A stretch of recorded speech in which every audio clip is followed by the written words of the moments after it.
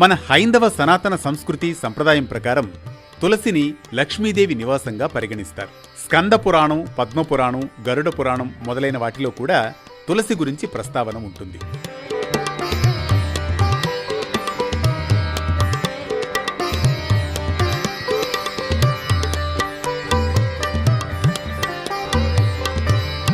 తులసిని విష్ణుప్రియ అని పిలుస్తారు. ఈ మొక్కను క్రమం తప్పకుండా పూజించడం వల్ల పాపాలన్నీ నశిస్తాయి.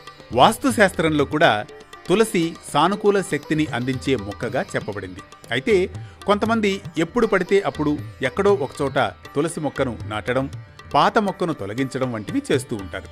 కానీ వాస్తు ప్రకారం ఇంటి ఈశాన్య మూలలో అంటే ఈశాన్య దిశ, తూర్పు దిశ, ఉత్తర దిశలో తులసిని నాటడం అత్యంత పవిత్రమైందిగా పరిగణించబడుతుంది. ఈ దిశలో తులసి మొక్కను నాటడం ద్వారా ఇంట్లో ఎల్లప్పుడూ సానుకూల శక్తి ఉంటుంది.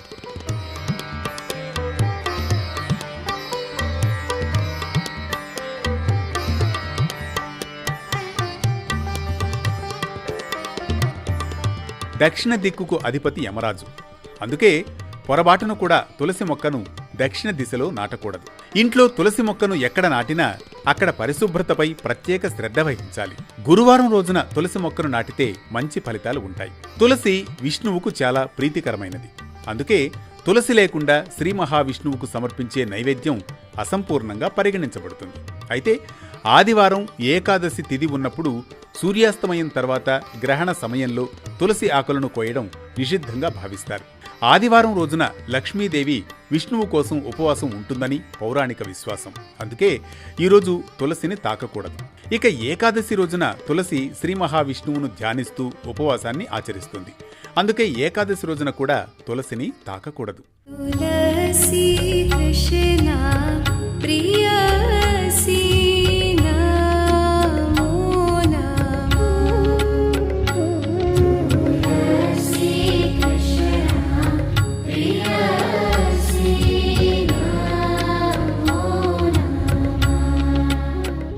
తులసి ఆకుల్ని ఎప్పుడూ పాతవిగా పరిగణించరు. కాబట్టి ఆ రోజుల్లో తులసి ఆకులు అవసరమైతే ముందే కోసిపెట్టుకోవాలి.